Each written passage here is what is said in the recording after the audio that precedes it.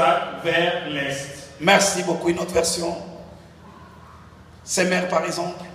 Genèse 25, 5 à 6, version Sémeur. Abraham donna tout ce qui lui appartenait à Isaac.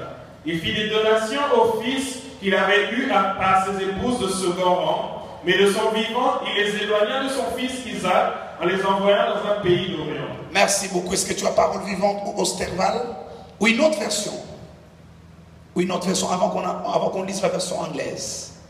Français courant. Je veux le maximum de versions pour que nous ayons assez de lumière sur ce texte, parce que c'est l'un des textes les plus difficiles de la Bible. Si vous le lisez juste comme ça, vite, comme vous avez l'habitude de le faire, vous ratez l'essentiel de ce qu'il y a dans ce texte. On y va. Genèse 25, 5 à 6. Parole vivante. Osterval. Et Abraham donna tout ce qui lui appartenait à Isaac. Mais il fit des présents aux fils de ses concubines et les envoya durant sa vie loin de son fils Isaac vers le Levant au pays d'Orient. Merci. Une autre version en français? Oui. Français courant.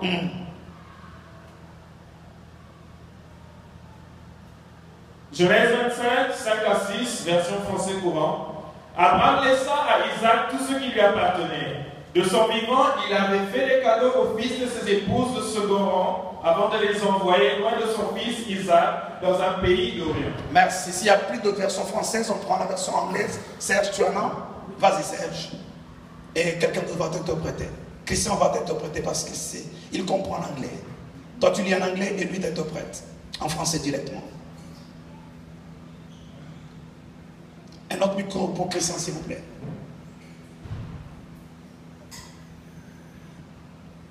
Genèse 25, verset 6. 5 à 6. Verset 5 à 6. Abraham left everything he owned to Isaac, but while he was still alive, he gave present to the son his other wife had borne him. Then he sent the sons to the land of the east, away from his son Isaac. Abraham died. Non, ça suffit là, 6. C'est 6. Abraham laissa tous les biens dont il était propriétaire à son fils Isaac et il fit des cadeaux aux enfants que les autres femmes lui avaient donnés. Et de son vivant, il les éloigna sur les terres lointaines vers l'est. Merci beaucoup. Nous pouvons nous asseoir tous ensemble. Nous avons commencé par le dimanche à parler de bataille de la destinée. Et jusqu'à hier, plusieurs d'entre nous ont été déconnectés parce qu'ils n'ont pas vu les liens entre la bataille de la destinée et le message que j'ai apporté hier. Aujourd'hui, effectivement, c'est les liens que je vais établir entre les batailles de la destinée et tout ce que j'ai dit à propos de la bénédiction. Hier, je parlais de la bénédiction, je l'ai définie. Après l'avoir défini, j'ai donné sa nature, son origine, et la première fois où Dieu parle de la bénédiction, il est question des animaux, aussi bien ceux qui vivent dans l'eau que les oiseaux, les animaux de la terre. Et finalement, au verset 26-28, il bénit Adam et Ève. Mais la bénédiction reste la propriété de Dieu. Ça reste une dotation céleste et divine. Il les donne à qui il veut. Comme j'essayais hier d'illustrer avec le passeport que moi j'ai. C'est la propriété de l'État congolais, mais il le met à ma disposition pour me faciliter les mouvements et tout ce qu'il faut. Mais en définitive, le document reste la propriété de l'État congolais. Il en est ainsi de la bénédiction. Raison pour laquelle lorsqu'Adam et Ève ont péché, la bénédiction est rentrée dans sa demeure au ciel. Et d'ailleurs, la Bible est beaucoup plus claire. La Bible dit que la bénédiction ne vient ni de l'Orient ni de l'Occident, pas même du désert. Elle vient d'où? Elle vient de l'Éternel. C'est là sa demeure, c'est là, c'est Dieu le propriétaire de la bénédiction. Avec Noé, Dieu renvoie la bénédiction sur terre parce que le désir de Dieu, comme l'a si bien exprimé Jésus-Christ dans la prière de notre Père, il dit que ta volonté soit faite sur la terre comme au ciel. Ça a toujours été le rêve de Dieu. Raison pour laquelle lorsqu'il bénit Adam et Ève, il leur demande de dominer, d'assujettir, en quelque sorte de faire de la terre un autre ciel ici-bas. Que le règne de Dieu puisse s'étendre sur toute la terre. Et Ésaïe parlant du règne millénaire, Il dit, la gloire de Dieu remplira la terre comme les eaux remplissent le fond de la mer. Et il ne se fera ni tort ni dommage sur toute la face de la terre. C'est alors que l'agneau et les lions habiteront ensemble. Les guerriers, je vais le mettre au fait en des termes modernes, ce qu'Ésaïe dit, il voulait dire que des chars de combat seront transformés en des tracteurs pour le développement des nations au lieu de se faire la guerre. Il parle des épées qui seront transformées en outils de travail. Et tous ces bombardiers, tous ces avions qui bombardent ces avions de guerre, j'espère qu'ils seront transformés en des avions pour irriguer et arroser le désert pour qu'ils donnent le meilleur des fruits. Ça, c'est l'ordre du règne millénaire. Mais c'est cela le rêve de Dieu de tous les temps. Ça, c'est la pensée profonde de Dieu. Mais cela n'est possible qu'au moyen de la bénédiction. Sans bénédiction, je l'ai dit hier et j'insiste, quand bien même vous vivez une vie 3 fois sainte, mais sans bénédiction, vous ne pouvez pas progresser. Je l'ai dit hier, lorsque Dieu bénit Adam et Ève, il n'y a pas de péché. Ils sont dans l'état d'innocence, ils n'ont pas commis de péché. Mais Dieu les bénit parce que Dieu sait, ils n'ont pas péché, ils n'ont pas la nature du péché, mais sans bénédiction, il leur sera impossible d'assujettir la terre et de dominer et de régner. Raison pour laquelle en Israël on a compris. Chaque enfant qui naît, il faut l'amener au temple et qu'on le bénisse. Qu'il reçoit de la main du sacrificateur la bénédiction. S'il est déjà un garçon au 8e jour, on le circoncit, il entre dans l'alliance d'Abraham. Cela veut dire quoi? Le sang coule sur la terre qui a été maudite, afin que sa terre à lui soit nourrie, soit corrompue. Et que la terre, c'est ça l'essence de la circoncision. Dieu dit, tu mangeras à la sueur de ton front parce que la terre est maudite. Elle te produira des épines. Elle sera dure vis-à-vis de toi. Tu sèmeras 10 grains. Il ne te produira que 7 ou 8. Mais parce que la terre est maudite, Dieu ne peut pas révoquer la malédiction. Mais avec l'alliance d'Abraham, Dieu contourne la malédiction. Chaque mâle sera circoncis au 8e jour. Après qu'il ait fait une semaine de vie, le 8e jour, c'est un autre cycle de la nouvelle semaine qui commence. Un type de la nouvelle naissance. Et lorsqu'il est circoncis, l'enfant va crier de toutes ses forces. Il a mal, il doit pleurer, et toute la sueur que les autres nations qui sont des incirconcis devront verser tout le long de leur vie pour que la terre leur donne le meilleur. Ces jeunes hommes le donnent au 8e jour déjà. Et le sol reçoit son sang. Le sol est content d'avoir bu son sang. Et le sol ne lui réclame plus la sueur. Le sol lui donne la graisse et le meilleur de ce qu'elle possède. C'est la seule raison qui peut valablement expliquer que juste 14 millions sur la face de la terre possèdent les 80 millions de richesses que nous avons sur la terre. 14 millions sur 6 milliards de personnes. Et ils contrôlent 80 milliards. 80% des richesses de la terre. Et le 20 qu'ils vous laissent, ils les contrôlent encore indirectement. À cause de l'alliance, à cause de la bénédiction d'Abraham, que moi j'appelle la bénédiction de l'alliance. Lorsque vous lisez la Bible, vous vous rendez compte que Dieu recommande le dur labeur. Il n'y a pas de la place pour l'oisiveté, pour la paresse. Déjà, il n'y a pas de péché au jardin d'Éden, mais Dieu donne du travail à l'homme. Le travail n'a rien à voir avec le péché. Mais en plus de ce dur labeur, Dieu sait que ce dur labeur ne produira aucun résultat pour ce peuple s'il n'y a pas la bénédiction qui l'accompagne. C'est quelque chose d'extraordinaire, la bénédiction. Et si le peuple dans l'ancienne alliance a produit autant de résultats, autant d'influence jusque de nos jours, à cause de la bénédiction qu'ils ont eue, à combien plus forte raison le peuple dans la nouvelle alliance? Mais c'est parce que nous ne comprenons rien de toutes ces choses. Que Dieu nous aide et qu'il ait pitié de nous, qu'il nous accorde de sa grâce. Amen. Et vous voyez des gens qui, par ignorance, parlent contre la bénédiction et même dans l'église. Quand vous parlez mal contre quelque chose, elle s'éloigne de vous. Elle s'éloigne de vous. Qui d'entre nous, si en tant que quelqu'un parle toujours du mal de lui, dans ce milieu il arrive, on l'humilie, on l'insulte, il continuera à aller dans le même endroit. Qui d'entre nous agirait de la sorte? Je ne sais pas si vous faites ça comme ça. Moi, j'aime des endroits où on me célèbre. J'aime des endroits où on m'aime. J'aime des endroits où on parle du bien de moi. Et lorsque j'arrive dans ces endroits, je sens tous mes dons, toute mon onction se met en mouvement. Mais les endroits où je suis humilié et ridiculisé, je n'ai même pas envie d'y aller. Il en est de sorte. Si vous combattez la sanctification, vous parlez mal contre la sanctification, elle s'éloignera de vous. Vous ferez tous les efforts qu'il vous faut pour vivre une vie correcte. Vous n'y arriverez jamais. Parce que ce que vous combattez, c'est loin de vous. C'est un principe spirituel. Dites au voisin, c'est un principe spirituel. J'ai parlé hier de Noé et de ses fils. La bénédiction est revenue. Noé a fait ce qu'il a fait. Ses fils ont fait ce qu'ils ont fait. Pas seulement Cham, Sem et Japheth aussi, qui ont par leur façon de faire ou leurs épouses, mettez ça comme vous voulez. Ils ont dit ramener la malédiction, mais pas sur Cham, sur Canaan. Parce que Noé savait que celui que l'Éternel a béni est béni. Même Balaam, le devin, qui a fait venir Balak, le roi de Moab, devin qu'il était, il a déclaré. Il dit, comment maudirais-je celui que l'Éternel n'a pas maudit? Il dit, lorsque j'ai regardé loin, je vois une étoile sortir de Jacob. Ce peuple est redoutable. Balak l'avait dit, et monsieur, je t'ai amené ici, je t'ai payé pour maudire ce peuple. Comment tu le bénis? Il dit, comment maudirais-je celui que l'Éternel n'a pas maudit? Tu me donneras tout l'or de ta maison, toute ta richesse. Dit Balaam, je ne saurais pas maudire le peuple que l'Éternel a béni.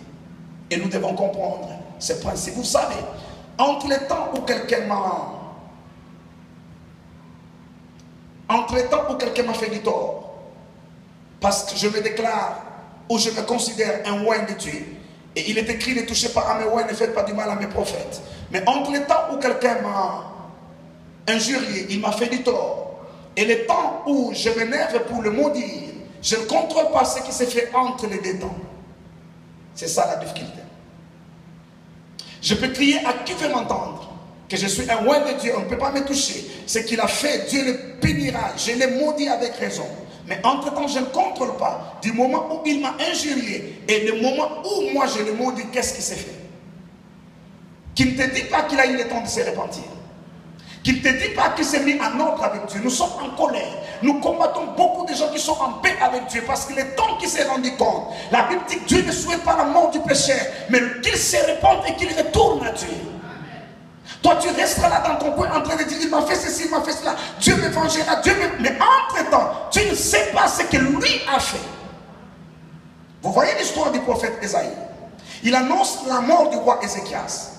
Le temps qu'il retourne pour s'en aller, Ézéchias tourne la face contre le mur. Et il crie vers le Dieu mis. Personne n'a Dieu dans sa poche. Dieu est le Dieu de l'univers. Amen. Et il est le Dieu de chacun de nous. Amen. C'est pourquoi nous devons faire attention dans nos relations les uns vis-à-vis des autres. Que Dieu m'aide, je n'ai jamais maudit quelqu'un de toute ma vie. Et je ne pense pas que je le ferai, que Dieu m'aide à ne jamais le faire tout le reste de ma vie.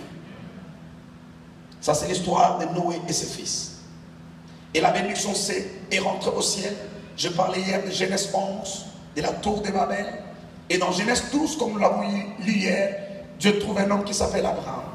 Et Dieu dit, cette fois-ci, je ne donnerai pas ma bénédiction sans condition. Parce que ça leur a rien coûté. Il n'y a aucun prix à payer. Ils ont méprisé la bénédiction. Je parle d'Adam et Ève et de Noé et ses fils.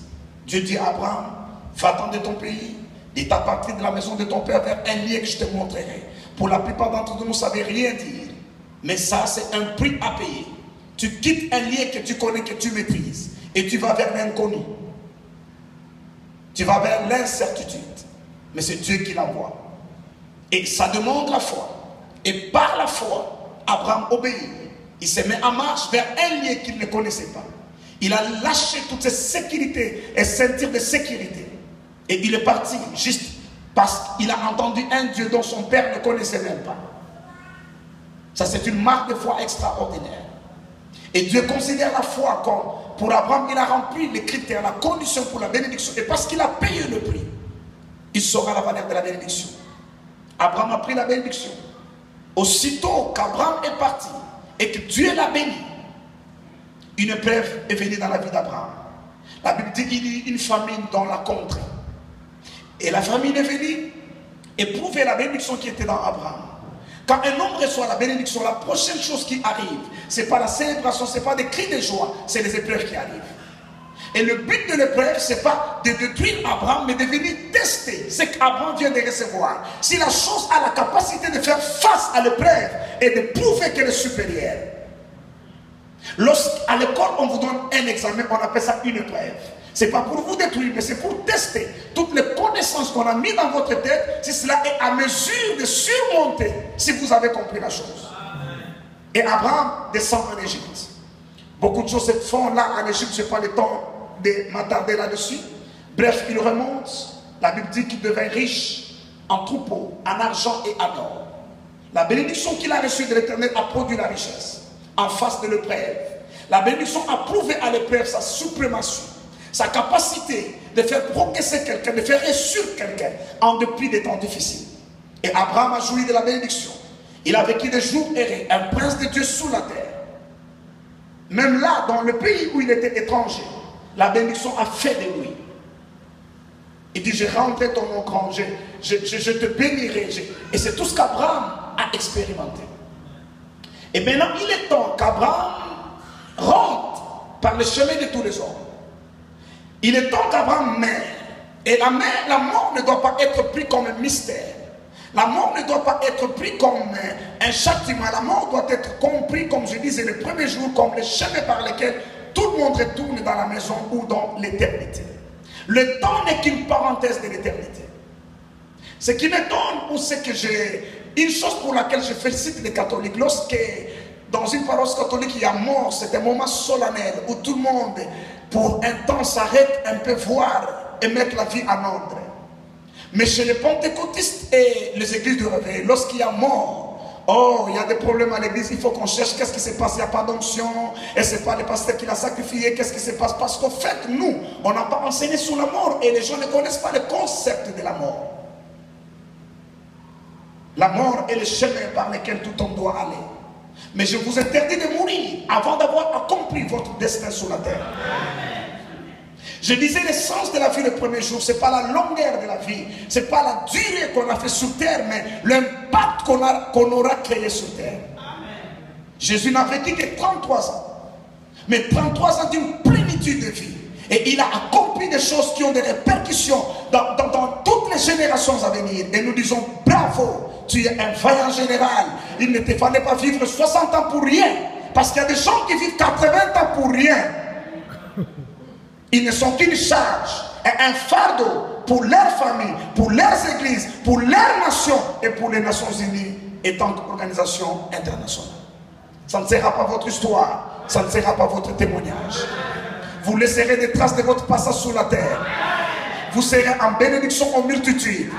Vous êtes des outre-nés pour avoir du vin nouveau. Et vous les dispenserez aux autres. Où que tu arrives, tu ne passeras pas inaperçu. Les gens se rendront compte que quelqu'un est passé par là. Tu seras une source de bénédiction. Donne-moi un bon amen, je prophétise sur toi.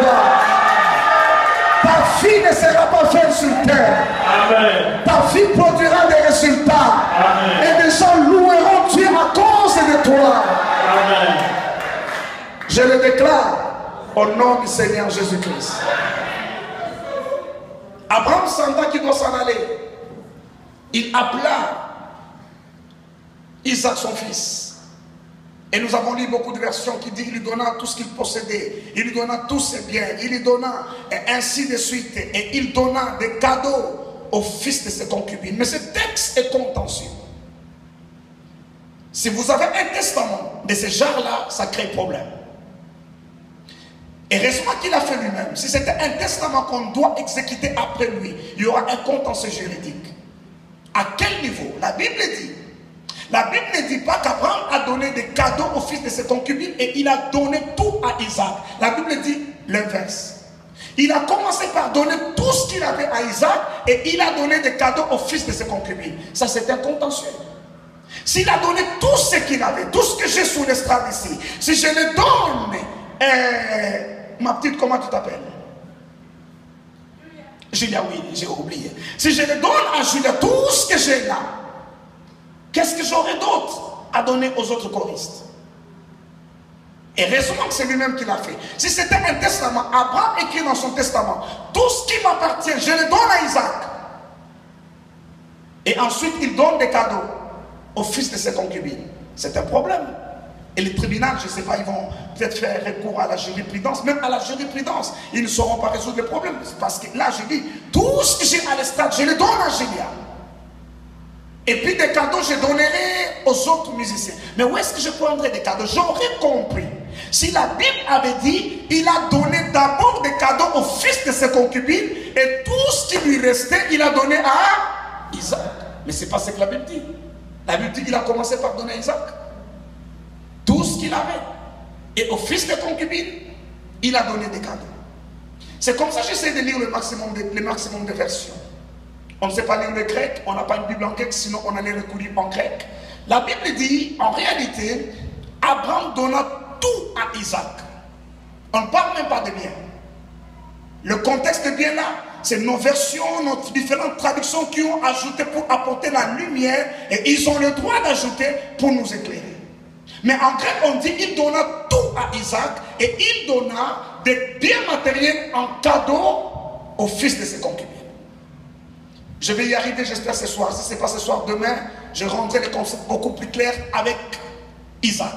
Lui dont on parle ici, à son tour, a fait la même chose. La Bible dit ceci, il donna tout à Jacob. Lorsque Ésaü arrive, son fils aîné, il lui dit, papa, n'as-tu pas réservé des bénédictions pour moi? Écoutez la réponse d'Isaac, parce que lui comprend ce que son père a fait pour lui. Il dit, ton frère a tout pris. Et il est parti. Entre-temps, les chefs sont restés, les maisons sont restées. Entre-temps, les tables sont restées, les voitures, s'il en avait. Isaac de notre temps serait un milliardaire, donc il ne va pas manquer sur la fameuse liste de Forbes. Les jets sont restés, des rangs sont restés, toutes les belles voitures sont restées. Mais il dit à son fils Ésaü, ton frère a tout pris et il est parti. Imaginez-vous, nous allons y arriver. Ésaü en train de poursuivre Jacob, il trouve quelqu'un du quartier qui dit, mais qu'est-ce qui se passe? Tu es tout fâché. Qu'est-ce qui se passe, jeune homme? Il dit, mais mon frère Jacob, il m'a roulé. Mon frère, je vais le tuer. Qu'est-ce qu'il a fait ton frère? Explique-moi. Il a tout pris. Il dit, mais non, comment? Je l'ai vu là au coin en train de partir. Il est en train de courir. Il n'a qu'un bâton en main. Il n'a rien pris. Les maisons sont restées. Ésaü dit, mais non, il a tout pris. Il a tout pris. Il dit, en fait, je ne comprends pas. Explique-moi. Il dit, tu ne peux pas comprendre ces choses parce que tu n'es pas membre de notre famille. Dans notre famille, il y a quelque chose qu'on appelle tout. C'est la chose qui produit le reste. Ce que tu vois là, les maisons, ce que tu vois là, les bêtes là, ça, ce n'est pas ça la chose. Il y a une chose qui produit ces choses-là. Amen. Si je devais faire le village du pasteur Fofi, je dirais que c'est l'Nkodia. Mais je ne suis pas dans ce coin-là, Iba Congo. On dirait que c'est l'Nkodia, c'est quelque chose qui produit le reste. On le donne à quelqu'un dans la famille, maintenant ça commence à produire des richesses, tout le monde. Mais la chose, juste une personne doit l'avoir. Donc ce texte veut dire, il appela Isaac et il prit la bénédiction qu'il a pris chez son père Abraham. Il le donna à Isaac, il appelle le fils de Ketura et les autres, il dit, écoute jeune homme, j'ai des plantations à Sichem, ça c'est pour toi.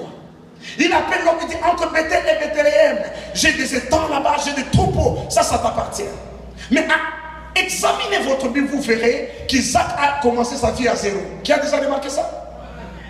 À part les puits qu'il a hérité de son père, en plus les Philistins avaient rempli ce puits-là.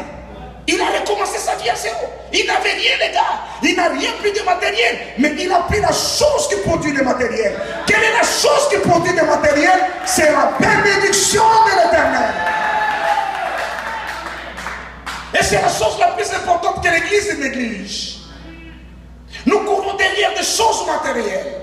L'argent, le bien matériel, toutes ces choses-là n'ont pas autant de valeur que la bénédiction, la capacité. Oh mon Dieu, quand quelqu'un est béni, jetez-le dans le désert sera changé en verger. Et lorsque vous revenez 10 ans après, le désert deviendra une grande forêt. Parce que la bénédiction, c'est l'homme qui l'a. C'est pas dans les choses. Jacob, ses frères l'ont vendu, l'ont jeté dans une citerne, l'ont vendu, il est allé tout seul dans le pays d'Égypte.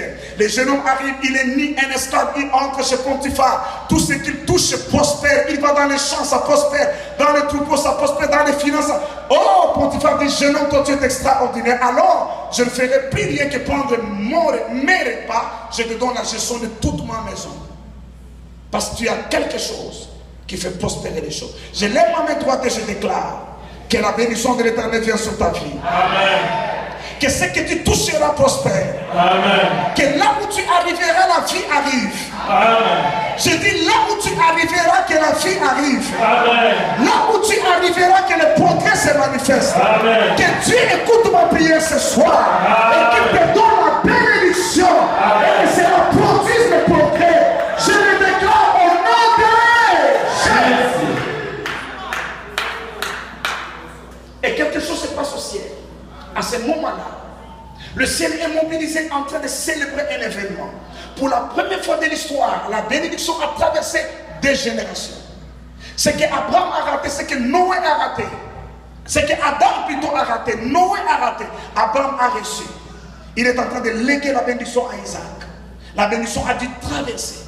Et ce qui est bon avec la bénédiction, plus elle dure dans le temps, plus elle traverse les générations, plus elle s'épanouit, plus elle grandit. Cela veut dire des batailles que toi tu as gagnées. Lorsque tu as la bénédiction, tes enfants sont exonérés de cette bataille. Amen.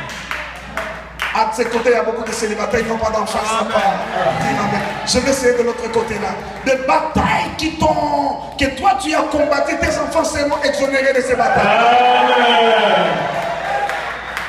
Même si tu ne les as pas encore des enfants, ils sont dans ton sein. La Bible dit, lorsqu'Abraham était encore stérile, il a donné la dîme. Et la Bible dit, Lévi aussi a donné la dîme. Même si tu es célibataire, touche ton sein, touche tes entrailles et dis, ils sont bénis parce qu'ils sont à moi. Au nom de Jésus. Cela veut dire, la vie de tes enfants sera plus aisée que ta propre vie.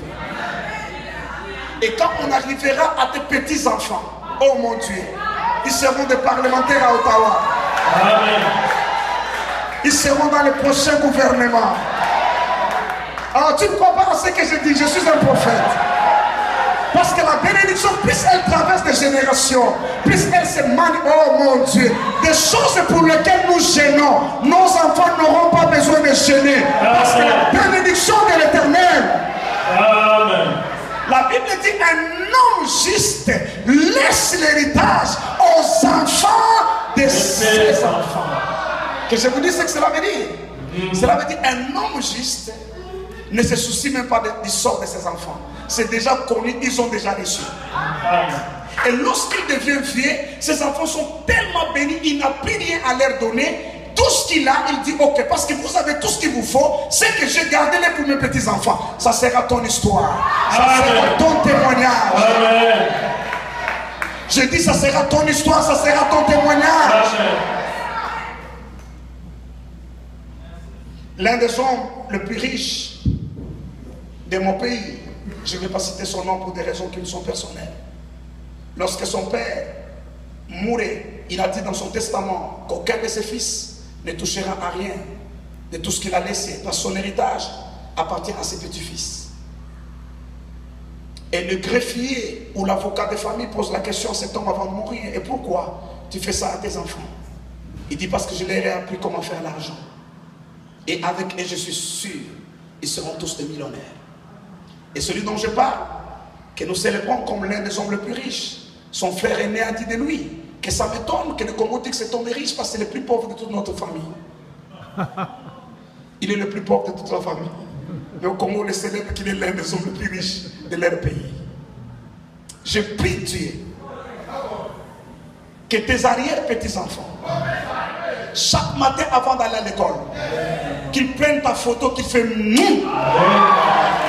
Qu'ils disent qu'on avait un grand-père, on avait une grande-mère. À cause de son alliance, à cause de son Dieu, nous sommes en train de jouir de la bénédiction de l'Éternel. Est-ce que je parle à quelqu'un ce soir? Amen. Frères et sœurs, il n'est pas normal que des années après tes petits-enfants commencent à payer pour avoir des papiers de l'immigration comme toi. Ça, c'est une malédiction. Toi, tu as déjà gêné pour avoir des papiers du gouvernement, je sais pas, de l'immigration, que tes enfants gênent encore pour ça. Ça, c'est une malédiction. Tes enfants vont gêner pour juste entretenir leur onction. Parce qu'ils ont soif de Dieu, parce qu'ils aiment Dieu. Et ils entrent dans un jeûne juste pour adorer Dieu. Amen. Que Dieu écoute mes paroles. La Bible dit qu'il est derrière la parole de son serviteur pour l'accomplir.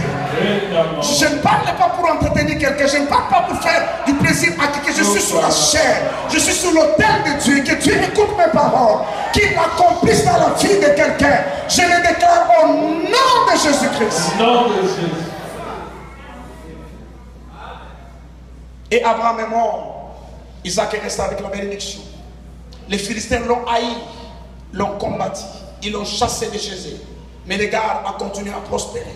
Et pourquoi les Philistins l'ont combattu? Pourquoi cette bataille de destinée? Parce que les Philistins ne comprenaient pas. Au départ, j'ai condamné les Philistins pour tout ce qu'ils ont fait contre Isaac. Mais après, lorsque l'Esprit m'a donné la révélation, je dis ils n'ont pas tort. Il y avait sécheresse dans le pays. Il y avait une crise dans le pays. On appelle ça la récession. Lorsque ça concerne toute une nation, pas juste une entreprise, toute la nation, on parle de la récession. Et pas même une nation, c'était tous les pays des environs à l'époque. Et la Bible précise, il y a une autre famine, outre celle qu'il y avait à l'époque d'Abraham. Pour que les théologiens ne nous racontent pas des histoires que c'est la même famine. La Bible précise, il y a une famine outre celle qu'il y avait à l'époque d'Abraham. Je vous ai dit pourquoi la famine est venue à l'époque d'Abraham. C'était pour tester la bénédiction qu'il venait de recevoir. Maintenant qu'Abraham a pris ses biens matériels, il a donné au fils de ses concubines. À Isaac, il a donné la bénédiction. La famine, la sécheresse est encore revenue afin de tester si réellement Isaac avait reçu la chose. Et pendant la sécheresse, Isaac a sémé. Il a moissonné au centime. Les gars s'est enrichi.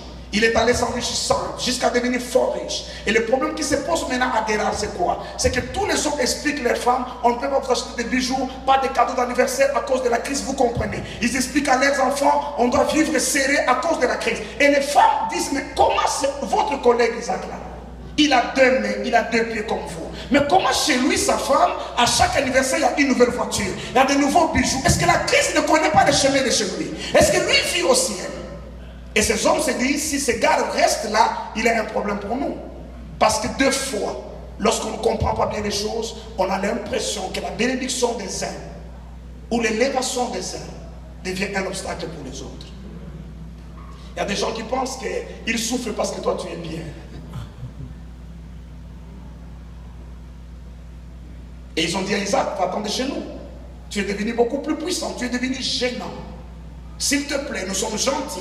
Nous n'allons pas faire ce que les Congolais ont fait à l'époque, les Aïrois. Ils ont arraché les biens des Portugais et de tous les expatriés. Non, on ne fait pas ça. Prends tout ce qui est à toi, va-t'en en paix. Va-t'en loin de chez nous, comme ça nous restons tranquilles dans nos foyers. Et que nos femmes ne nous comparent pas à toi, ça nous crée des problèmes. Et Isaac est parti. Et là où il est parti, il a creusé des puits, il a eu des résultats. Il est devenu tellement riche. Ceux qui l'ont chassé l'ont poursuivi. L'ont suivi plutôt pour dire, nous sommes venus te voir. Il dit, mais qu'est-ce qui se passe? Vous m'haïssez, vous m'avez chassé de chez vous. Il dit, mais non, nous avons vu maintenant que l'Éternel est avec toi. Avant, on a entendu parler que vous avez reçu Seigneur Jésus-Christ comme Seigneur et Sauveur, que vous avez la bénédiction. Cette fois, ils verront. Il y a un temps pour entendre, il y a un temps pour voir. Amen. Nous avons vu que l'Éternel est avec nous. Nous sommes venus faire la paix. Parce que même les Philistins, les incirconcis ont compris. Quand quelqu'un est béni, vous gagnez en faisant la paix avec lui. Qu'en faisant la guerre. Et ils ont fait des pactes, des alliances de non-agression. Et Isaac a vécu avec la bénédiction. Et maintenant Isaac a eu une femme qu'on appelle Rebecca. Et cette fille était stérile. C'est la Bible qui le dit. Il est allé consulter l'Éternel. Isaac est allé prier Dieu. Parce qu'il sait que la bénédiction passe aussi par la progéniture. Il sait que la bénédiction amène la fécondité et la multiplication. Tu m'as béni, Éternel. Mais qu'est-ce qui fait que je ne vois pas le fruit des entrailles? Dieu a écouté la prière. Tout celui qui est entré dans ce jeûne de tout son cœur, je vais te rassurer que Dieu exaucera tes prières. Amen. tu auras des témoignages. Amen. Je les déclare au nom du Seigneur Jésus-Christ. Si tu dis pas Amen, je le dis à ta place. Amen. Dieu a exaucé Isaac. Sa femme est devenue enceinte. Ils ont célébré l'événement, ils étaient contents. Et quelques temps après, des problèmes ont commencé. Je disais les dimanches, alors qu'elle marchait dans la rue, peut-être juste à 3-4 mois, elle marche et puis du coup, elle s'arrête. Parce que quelque chose ne va pas dans son sein. Elle est allée voir la voisine pour expliquer. Toi, tu as 10 enfants, je ne sais pas comment ça se passe. Elle explique, la voisine dit, je ne me retrouve pas, les grossesses sont différentes. Va demander à l'autre, il va demander à l'autre, il va demander. Non, on ne sait jamais, peut-être sont des jumeaux. Va demander à maman, passe là-bas. Elle va demander à maman, passe. Elle dit, oui, j'ai connu quelques problèmes de nausées, des fois. Mais ton histoire là de tout, là, je ne comprends pas. Elle dit, alors j'irai vers l'Éternel. Elle va consulter l'Éternel. Et Dieu lui dit, il y a 2 peuples dans ton sein. Il y a 2 nations. Et ils se battent. Ces enfants ne sont pas nés. Mais là, dans leur, comment dire, inconscience ou quoi, les enfants savent que notre Père a quelque chose. La chose que Daddy a, c'est la bénédiction. Mais la loi de l'alliance exige que c'est le premier-né qui doit prendre la bénédiction. Et les enfants, là, dans le sein maternel, ils commencent à discuter. Moi, je vais être le premier. Non, moi, je vais être le premier. Moi, non. Ils commencent à se battre. D'ailleurs, c'est moi, ils commencent à se battre. Pourquoi ils se battent? Pour la bénédiction. La plupart des batailles qu'il y a sur la terre dans la vie des hommes, c'est autour de la bénédiction. C'est autour de la bénédiction. Et si tu es lâche, les Philistins viendront te terroriser. Et tu laisseras ta bénédiction au nom d'une paix qui n'est pas la paix.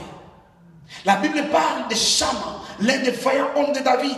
Les Philistins sont venus, c'était leur habitude de vous laisser s'aimer, de vous laisser travailler au temps de la moisson. Ils apparaissent pour vous terroriser. Et tout Israël a fui. La Bible dit Shama se plaça au milieu d'un champ de lentilles. Les lentilles veut dire les haricots. Il se plaça au milieu des champs tout seul. Il s'est battu contre l'armée des Philistins. Et l'Éternel lui accordait une grande délivrance ce jour-là. Et le peuple revint ensuite que pour jouir du résultat de sa victoire. C'était leur champ, c'était leur moisson. Ne rêve pas. Dans la vie, il y a les forces du mal. Il y a des mains invisibles dans la vie. Amen. Ne rêve pas. Il laissait Israël travailler. Mais c'est au temps de la moisson. Lorsque Gédéon est en train au pressoir, en train de mettre du blé à l'abri des montagnes, c'était au temps de la moisson. Lorsque vous labourez, lorsque vous travaillez, lorsque vous transpirez, ils ne viennent pas, ils attendent le temps de la moisson. Quelques-uns vont se retrouver dans ce que je vais dire, les autres non. Qui n'a jamais comme moi senti à un moment donné, il y a une bénédiction qui s'approche, tu le sens dans ton esprit, tu sens que ça arrive. À un moment donné, ça rate. C'est comme un avortement spirituel.